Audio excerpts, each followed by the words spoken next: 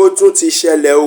Bẹ́ẹ̀ ló gbẹnu tán bí ayọ̀ abara tíntín ṣẹ̀ṣẹ̀ bẹ́ẹ̀ wọ inú ìdílé gbajúgbajà adẹ́rìn-pòṣónú ni ọ̀nàrẹ́bù Abdulhamid Gafar Abiola tí ọ̀pọ̀lọpọ̀ àwọn ènìyàn mọ̀ sí Kut Abiola. Àwọn ènìyàn míì àti ẹ̀ máa pè ń lọ́ya Kúnlé. Gbogbo ayé náà ló mọ̀ wípé arákùnrin yìí rin ìrìn àjò lọ sí ilẹ̀ mímọ́ ìyẹn Mekka ti ọdún Hajj 2023 tí wọ́n ń ṣe lọ́wọ́ yìí pẹ̀lú ìyàwó rẹ̀ tòun toyún nínú. Ṣùgbọ́n ní nǹkan bíi wákàtí bíi 3 sẹ́yìn ni arákùnrin fi sí ojú òpó orí ayélujára wípé ọkùnrin ò tí ì lè pera ẹ̀ lọ́kùnrin àgbẹ̀ tó bá tó di bàbá ọmọ. Èyí wá jẹ́ kí àwọn ènìyàn mọ̀ wípé ìyàwó rẹ̀ ti ṣe bẹ́ẹ̀ bí ọmọ sí ilẹ̀ Mọ́kà o, tí àwọn ènìyàn sì ń kí kú oríire wípé irú ayọ̀ báyìí òun ni àwọn náà ń béèrè.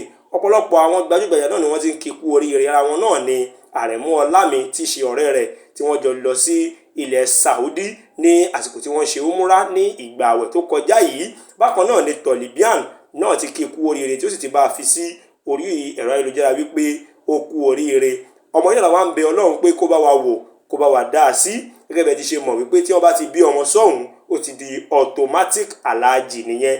Inú Kut Abiola ń dùn báyìí pẹ̀lú gbogbo àwọn ará ìdílé wọn àti ìyàwó rẹ̀ náà ni wọ́n mú ẹ̀rín sẹ́nu tí wọ́n sì ń dúpẹ́ lọ́wọ́ Ọlọ́run wípé alhamdulilayi n táwọn wá Mẹ́kà wá ṣe kò já lásán, ẹrù oṣù 9 kò sì di ẹrù tí ó jẹ́ pé wọ́n lọ rèé dà jù sígbó àbí sí inú ilé ìgbọ̀nsẹ̀ o.